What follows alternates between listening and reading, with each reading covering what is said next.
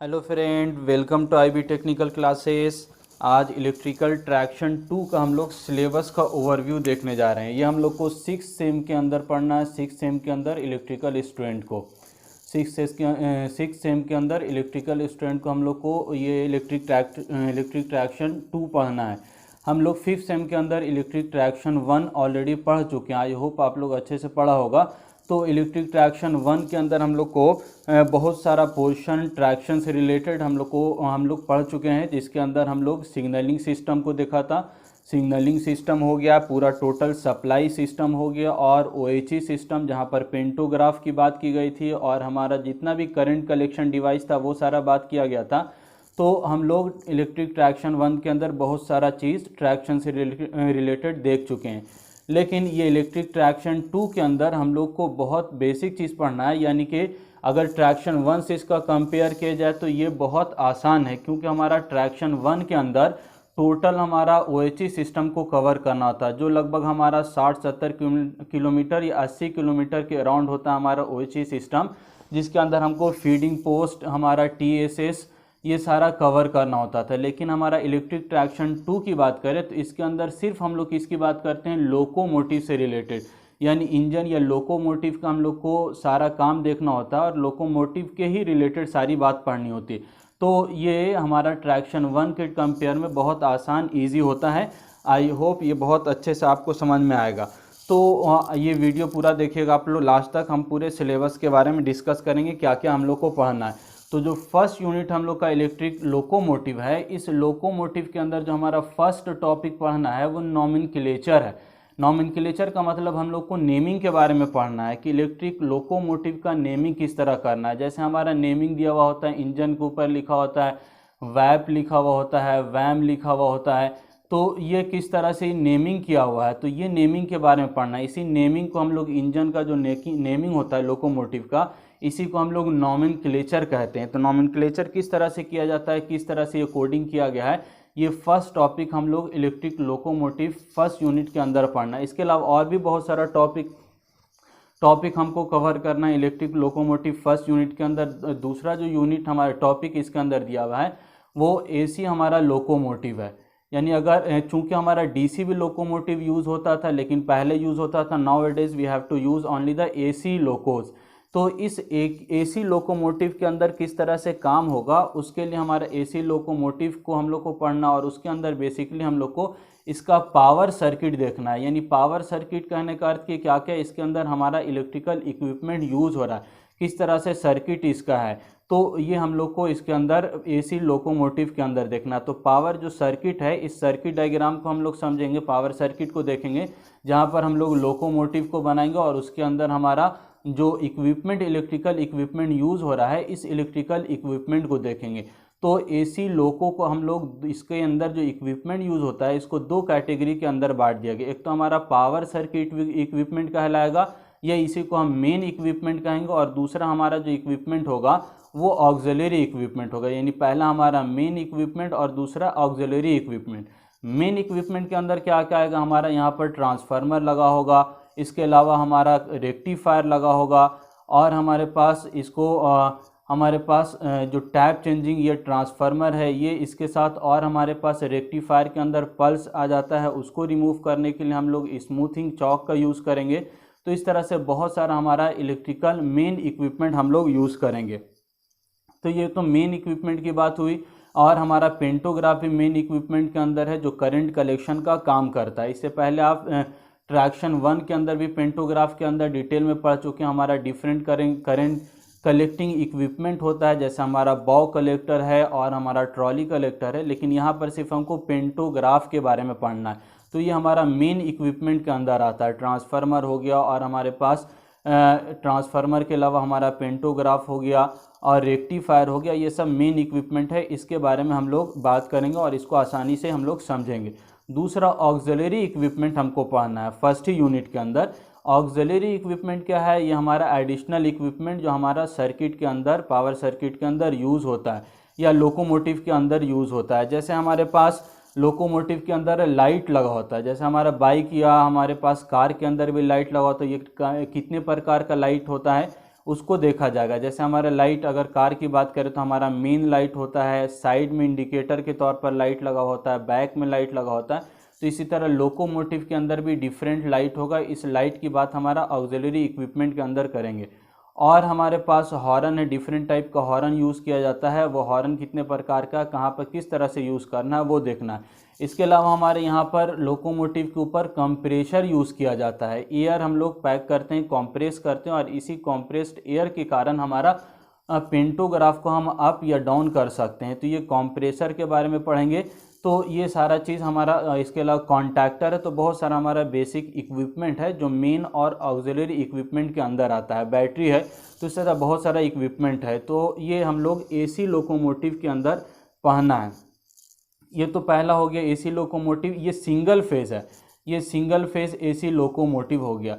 इसके अलावा हमारा 3 फेज़ लोकोमोटिव पढ़ना है। यानी 3 फेज़ अगर हम यूज़ कर रहे हैं तो 3 फेज़ इंटरनल हमारा सर्किट कैसा होगा और किस तरह से हमारा लोकोमोटिव काम करेगा। तो एसी लोकोमोटिव भी पढ़ना है। एसी लोकोमोटिव के अंदर सिंगल फेज़ पढ़ना है, और सिंगल फेज़ के अंदर हमारा मेन कंपोनेंट, मेन इक्विपमेंट देखना हो, और इसके अलावा ऑक्सिलरी इक्विपमेंट देखना है।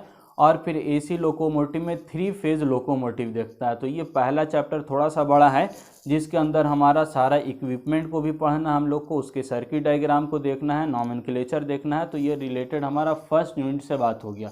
अब आते हैं सेकंड यूनिट में हम लोग को क्या पढ़ना है। ये सेकंड यूनिट भी बहुत आसान है। इसके अंदर सिर्फ हमारा मेंटेनेंस की बात की गई, यानी लोकोमोटिव को किस तरह से हम मेंटेनेंस का काम करना है। तो मेंटेनेंस का परिभाषा, डिफिनेशन क्या होगा, लोकोमोटिव के अंदर डिफेक्ट क्या क्या हो सकता है, हम उसको डिस्कस करेंगे। यानी इसके चैप्टर के अंदर हमारा डिफेक्ट के बारे में बात किया गया। और एक टॉपिक इसके अंदर दिया गया है आइडियल, हमारे पास आइडियल मेंटेनेंस किसको कहते हैं। और आइडियल मेंटेनेंस को ही फिर क्या कर दिया गया है, बाद में सब डिवाइड कर दिया गया, फर्दर टॉपिक लिया गया, जिसके अंदर हम लोग को पढ़ना है मीन्स टू इम्प्रूव रिलायबिलिटी। यानी रिलायबिलिटी को जो लोकोमोटिव है उसका किस तरह से मेंटेनेंस किया जाए कि उसकी रिलायबिलिटी क्या हो जाए, बढ़ जाए। ये फर्स्ट टॉपिक। इसके अलावा हमारे पास आइडियल हमारे पास मेंटेनेंस के अंदर दूसरा जो हम लोग को टॉपिक है वो है मीन्स टू इम्प्रूव अवेलेबिलिटी। यानी हम किस तरह से मेंटेनेंस का काम करें कि लोकोमोटिव हमारा ट्रैक के ऊपर ज़्यादा से ज़्यादा अवेलेबल रह सके। ज़्यादा अवेलेबल होगा तो ही हमारा क्या होगा, प्रॉफिट हमको मिलेगा और उससे पैसा हमको रिटर्न आएगा। तो किस तरह से मेंटेनेंस का काम किया जाए कि हमारा लोकोमोटिव ज़्यादा से ज़्यादा अवेलेबल रह सके। इसके अलावा मेंटेनेंस का काम किस तरह से करें हम, मीन्स टू इम्प्रूव या means to decrease the cost of maintenance. यानी किस तरह से हम मेंटेनेंस का काम करें कि हमारा कॉस्ट क्या हो जाए, कम हो जाए। या इसके बाद हमारा means to improve the efficient maintenance. यानी मेंटेनेंस इस तरह से जो हमारा इफ़िशिएंट हो, अब बहुत हमारा उसके अंदर लॉस नहीं हो। तो इस तरह फर्दर टॉपिक आइडियल मेंटेनेंस के अंदर हमको पढ़ना है। और इसके अंदर टॉपिक क्या लिया गया है, मेंटेनेंस ऑफ लोकोमोटिव के अंदर हमारा फॉल्ट टॉपिक लिया गया। यानी कितने प्रकार का लोकोमोटिव के अंदर फॉल्ट हो सकता है और उसको किस तरह से करेक्ट करना है, वो भी हम लोग को इसके अंदर मेंटेनेंस ऑफ लोकोमोटिव के अंदर बात करना है। और टेस्टिंग भी हम लोग को पढ़ना है। यानी लोकोमोटिव का टेस्टिंग किस तरह करना है ताकि हमारा लोकोमोटिव हमारा इफ़िशिएंट काम कर सके, उसकी रिलायबिलिटी बेटर हो सके, अच्छा हमारा लोकोमोटिव का परफॉर्मेंस बेटर हो सके। तो ये सारा बात हमारा मेंटेनेंस ऑफ लोकोमोटिव के अंदर यानी सेकंड यूनिट के अंदर पढ़ना है। तो ये 2 यूनिट के बात हुई। थर्ड यूनिट बहुत इंटरेस्टिंग है, ऑलरेडी आप लोग पढ़ चुके होंगे। थर्ड यूनिट नहीं, हमारा सब्जेक्ट पढ़ चुके हैं 5th सेमेस्टर के अंदर, जिसका नाम था SGP, switch gear protective device, switch gear protection. तो इस SGP के अंदर हम लोग प्रोटेक्शन की बात करते थे। वहाँ पर सर्किट ब्रेकर की बात की जाती थी, रिले की बात किया जाता था, फ्यूज़ कितने प्रकार का है हमारे पास, और लाइटनिंग अरेस्टर किस तरह का होता है। वो सारा हमारा जो प्रोटेक्टिंग डिवाइस था, वो सारे प्रोटेक्टिंग डिवाइस की बात हमारा स्विच गियर प्रोटेक्शन के अंदर बात हो चुका है हमारा लास्ट सेमेस्टर के अंदर। तो अब यहाँ पर उसी चीज़ का यूज़ करना है, किस पर्पज़ के लिए, लोकोमोटिव को प्रोटेक्ट करने के लिए, प्रोटेक्शन ऑफ इलेक्ट्रिक मोटिव। और यहाँ पर ध्यान रखना होगा कि हम लोग जो प्रोटेक्शन का काम कर रहे हैं वो सिर्फ इलेक्ट्रिक लोकोमोटिव के प्रोटेक्शन की बात कर रहे हैं। आप जो पहले ट्रैक्शन 1 पढ़ा था उसके अंदर पूरा हमारा जो हमारा OHE सिस्टम था, उस OHE सिस्टम को प्रोटेक्ट करने के लिए हम लोग सर्किट ब्रेकर रिले यूज़ करते थे, ट्रैक्शन हमारा TSS के अंदर, फीडिंग पोस्ट के अंदर। लेकिन यहाँ पर जो हमारा प्रोटेक्शन का बात रहा वो इलेक्ट्रिक लोकोमोटिव की प्रोटेक्शन की बात हो रही, यानी जो लोकोमोटिव है ये कैसा हमारा प्रोटेक्ट हो, वो प्रोटेक्शन की बात की जा रही। तो इसके अंदर क्या क्या टॉपिक हम लोग को कवर करना है। सबसे पहले तो हमारा लाइटनिंग, यानी हमारा जो बिजली होता है, हमारा बिजली के कारण हमारा हो सकता है कि बहुत हमारा वोल्टेज लेवल हाई हो जाए, तो वो हमारा लाइटनिंग से हम किस तरह से प्रोटेक्ट करें अपने लोकोमोटिव को। तो हमारा लाइटनिंग से प्रोटेक्शन की बात किया जाएगा इसके अंदर। इसके अलावा हो सकता है कि बाहर से जो हमारा एक्सटर्नल वोल्टेज सप्लाई आ रहा है, 25 के भी हमारा AC सप्लाई आ रहा है, ये 25 के भी हो सकता है कि वोल्टेज लेवल हमारा बढ़ गया हो, या वोल्टेज लेवल बियॉन्ड हमारे पास क्या हो गया, वोल्टेज लेवल हमारा कम हो गया होगा प्री डिटरमाइन वैल्यू से। तो वोल्टेज लेवल बढ़ जाए या घट जाए तो उस स्थिति में हम किस तरह से प्रोटेक्शन करेंगे। तो ये वोल्टेज लेवल को मेंटेन करने के लिए या उससे बचने के लिए हमारा किस तरह से प्रोटेक्शन का काम होगा, वो भी हमको पढ़ना है। इसके अलावा स्विचिंग सर्जेस, सर्ज आपको मालूम होगा, सर्ज का मतलब वोल्टेज लेवल सडनली हमारा बढ़ जाना स्विचिंग ऑपरेशन की वजह से। जैसे घर के अंदर भी हम लोग स्विच यूज़ करते हैं तो कभी कभी स्पार्किंग प्रोड्यूस होता है ना, ट्रांजिएंट की वजह से। तो ये स्विचिंग सर्ज हमारा लोकोमोटिव के अंदर भी स्विचिंग ऑपरेशन की वजह से हो सकता है। तो इस चाहे हमारा इंटरनल सर्ज हो या हमारा एक्सटर्नल हो, किसी भी सर्ज के कारण हमारा लोकोमोटिव को हार्म पहुंच सकता है। तो उससे प्रोटेक्शन किस तरह से करेंगे वो भी हम लोग इस यूनिट के अंदर बात करेंगे। तो ये हमारा या ट्रांसफार्मर है, ट्रांसफार्मर लगा होता है लोकोमोटिव के अंदर, तो लोकोमोटिव के अंदर लगा हुआ ट्रांसफार्मर को किस तरह से प्रोटेक्ट करना है। तो इसके लिए बकहोल्स रिले का उपयोग किया जाता है, उसका हम लोग कंस्ट्रक्शन और वर्किंग देखेंगे। और इसी प्रकार हमारा लोकोमोटिव के अंदर, लोकोमोटिव के ऊपर यहाँ पर एक कंप्रेशर हमारा कंटेनर रहता है जिसके अंदर कॉम्प्रेस्ड एयर भरते हैं हम लोग। इसी कॉम्प्रेस्ड एयर की हेल्प से हमारा क्या होता है, पेंटोग्राफ राइज और लो होता है। तो ये किस तरह से प्रोटेक्ट हो जाए, इतना ज़्यादा एयर इसको नहीं हम लोग पैक कर दें कि ये हमारा फट जाए, है ना, ये डैमेज हो जाए, तो उसको प्रोटेक्शन किस तरह से करना। तो ये सारा जो प्रोटेक्शन है, रिले, सर्किट ब्रेकर, इन सब के माध्यम से किस तरह प्रोटेक्शन का काम होगा, वो सारा प्रोटेक्शन से रिलेटेड बात हम लोग थर्ड यूनिट के अंदर करेंगे। बहुत इंटरेस्टिंग यूनिट है और बहुत आसान भी है। ये थर्ड यूनिट की बात हुई। चौथा यूनिट थोड़ा सा नया है, इसके अंदर हम लोग लीनियर इलेक्ट्रिक मोटर ऑलरेडी आप लोग बहुत सारा मोटर पढ़ा होगा, हमारे पास DC मोटर, AC मोटर, आना इंडक्शन मोटर। तो सिमिलरली यहाँ पर भी मोटर की बात हो रही है, लेकिन ये जो मोटर है इसको हम लोग लीनियर इलेक्ट्रिक मोटर कहेंगे, या इसी को हम लोग लीनियर इंडक्शन मोटर कहेंगे। इसी लीनियर इंडक्शन मोटर के बारे में हम लोग को पढ़ना है, जो लोकोमोटिव के अंदर हमको यहाँ पर यूज़ करना है। तो ये लीनियर इंडक्शन मोटर अगर हम यूज़ करते हैं तो उसका एडवांटेज, बेनिफिट्स हमको क्या क्या मिलेगा, उसका ड्रॉबैक्स क्या मिलेगा, वो पढ़ना है। इसके अलावा लीनियर इंडक्शन मोटर यूज़ कर रहे हैं तो हमको ट्रैक के अंदर जो गेज है उसके अंदर क्या चेंजेस करना होगा, या हमारे पास वोल्टेज लेवल किस तरह से मेंटेन करेंगे, स्पीड किस तरह से कंट्रोल किया जाएगा, ये सारा हम लोग को इसके अंदर डिस्कस करना है।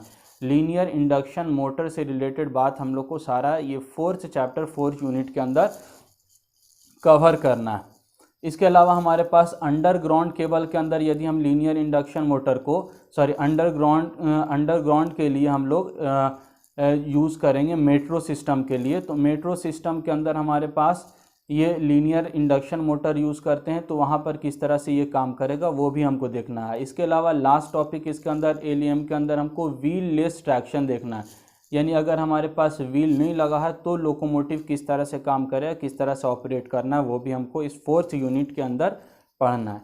और लास्ट और 5th यूनिट हमारा है application of computer in management of electric traction. ये भी बहुत आसान है, एप्लीकेशन के बारे में पढ़ना है। एप्लीकेशन किसका, एप्लीकेशन ऑफ कंप्यूटर। यहाँ पर अगर कंप्यूटर का हमको प्रोग्रामिंग पढ़ना होता है या सॉफ्टवेयर पढ़ना होता है तो हमको प्रॉब्लम हो जाता है इलेक्ट्रिकल स्टूडेंट को, लेकिन यहाँ पर हमको सॉफ्टवेयर प्रोग्रामिंग की बात नहीं हो रही, यहाँ पर सिर्फ हमको क्या पढ़ना है, एप्लीकेशन पढ़ना है। यानी कंप्यूटर का एप्लीकेशन हमारा इलेक्ट्रिक ट्रैक्शन को मेंटेन करने में, मैनेजमेंट के अंदर इसका क्या रोल है, कहाँ कहाँ पर हम इसका उपयोग करते हैं, इसका एप्लीकेशन क्या है वो पढ़ना है। तो हम लोग बहुत जगह पर इसका एप्लीकेशन पढ़ना है, एप्लीकेशन किया जाता है इलेक्ट्रिक लोकोमोटिव का। सपोज़ कि अगर मान लिया हमारा ये फीडिंग पोस्ट इतना दूर हमारा सेक्शन कवर कर रहा है। तो इस सेक्शन के अंदर बहुत सारा लोकोमोटिव होता है, तो इस लोकोमोटिव की वजह से हमारा लोड क्या हो जाएगा, बढ़ जाएगा। तो लोड हमारा किस तरह से कैलकुलेट करेंगे, तो यही लोड हमारा कंप्यूटर के माध्यम से हम लोग कैलकुलेट करेंगे। कंप्यूटर के अंदर हमारा लोड शो करेगा और ये हमारा मैक्सिमम लोड को दिखाएगा कि कहीं किसी ऐसा टाइम नहीं हो कि लोड हमारा बहुत ज़्यादा बढ़ जाए और OHA सिस्टम हमारा फेलवर हो जाए। तो कंप्यूटर के माध्यम से हमारा मैक्सिमम लोड है वो भी शो करेगा। इसके अलावा जो हमारा पूरा ट्रैक इलेक्ट्रीफाइड किया गया, OHA सिस्टम हमारा इलेक्ट्रिफिकेशन का काम किया, जगह जगह पर हमारा सर्किट ब्रेकर, रिले लगा हुआ है, OHA सिस्टम हमारा वर्क कर रहा है, वो सब भी हमारा कंप्यूटर के माध्यम से हम लोग यूज़ करके वो सारे चीज़ को हम लोग देख सकते हैं और किस तरह से काम हो रहा है, फंक्शन हो रहा है, कौन सा लाइव है, डेड है, वो सारा हम लोग कंप्यूटर की मदद से, हेल्प से, हम सहायता से देख सकते हैं। इसका उपयोग किया जाता है OHA सिस्टम को देखने के लिए और उसको हम लोग जानने के लिए। इसके अलावा हमारे पास कंप्यूटर जो सर्किट ब्रेकर है, रिले लगा हुआ हमारे पास, ये अगर मान के चलिए सर्किट ब्रेकर हमारा ट्रिप हो गया, ऑपरेट हो गया, तो वो भी हमारा कंप्यूटर पर दिख जाएगा कि हमारा फला इस सेक्शन के अंदर हमारा सर्किट ब्रेकर ऑपरेट हो गया। यह हमारे पास ट्रेन लोकोमोटिव किस तरह से, हमारा कौन सा ट्रेन कहाँ पर लगा हुआ है, टाइम मैनेजमेंट किस तरह से करना है, उसके लिए भी हमारा कंप्यूटर का उपयोग होता है। तो बहुत जगह पर हमारा इलेक्ट्रिक लोकोमोटिव के अंदर कंप्यूटर का उपयोग होता है। वो सारा उपयोग हम लोग एप्लीकेशन इस 5th यूनिट के अंदर पढ़ना है। इसके अलावा लास्ट जो इसके अंदर टॉपिक दिया हुआ है वो एडवांटेज दिया हुआ है, यानी कि एडवांटेज हम लोग अगर कंप्यूटर को उपयोग इलेक्ट्रिक ट्रैक्शन सिस्टम के अंदर करते हैं तो इसके सहायता से हमको क्या क्या एडवांटेजेस मिलेगा, क्या फ़ायदा मिलेगा और ये इलेक्ट्रिक ट्रैक्शन हमारा किस तरह से इफ़िशिएंटली वर्क करेगा। तो ये कुल मिलाकर हमारा 5 यूनिट है, बहुत आसानी से समझ में आ जाएगा। ये 5 यूनिट हमारा बहुत सिंपल है। आई होप आपको ये पूरा सिलेबस का ओवरव्यू समझ में आया होगा। और हमारे इस चैनल पर अगर नए हैं तो हमारे चैनल को सब्सक्राइब कर दिए, अपने फ्रेंड को शेयर कर दिए और इस वीडियो को लाइक कर दिए। Thank you.